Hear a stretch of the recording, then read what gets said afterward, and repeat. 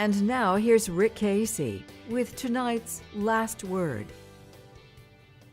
Tom Pauken, who heads the Texas Workforce Commission, has his nose out of joint.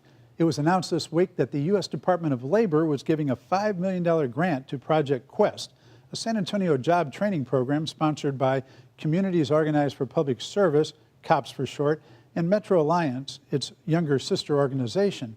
Pauken, who thinks the money should have gone to one of his programs, called the grant, quote, a complete waste of money. Well, that claim is dubious, but we'll get to that in a minute. He also called Quest, quote, an activist organization with ties to radical organizations. That criticism is so 1970s. That's when COPS was organized by San Antonio native Ernesto Cortez, who had received training in Chicago from renowned community organizers Saul Alinsky and Ed Chambers. In its early days, COPS was called radical by local business leaders, many of whom started reading Alinsky's book, Rules for Radicals. COPS represented mainly West and South Side neighborhoods, which had long been shut out of the city's power structure.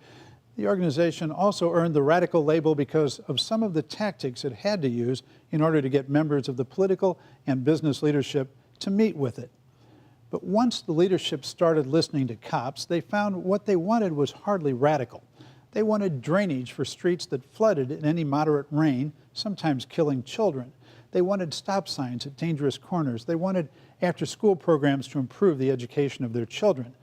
And they wanted job training for members of their community who worked hard but didn't make enough money to support their families.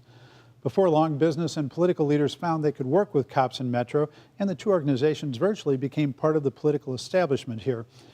Relations were sometimes strained, however. For example, COPS fought public funding for the Alamo Dome, joining with conservative anti-tax groups that Mr. Pauken, a former state Republican Party chairman and member of the Reagan administration, would admire.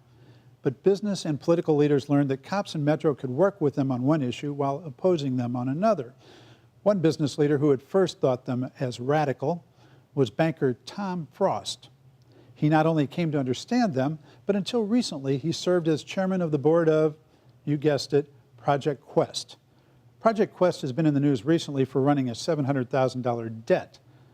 A city financial audit is due soon, and continued funding from the city is held up until the audit is completed.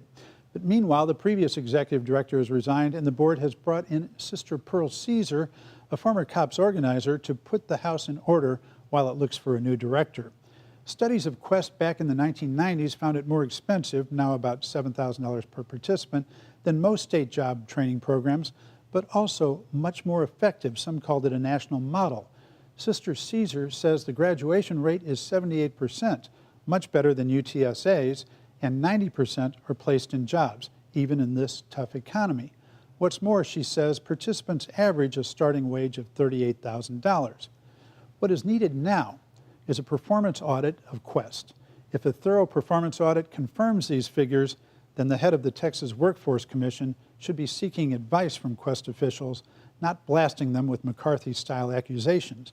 And by the way, taxpayers would be served by performance audits of Pauken's programs as well. And that's it for Texas Week. See you next time.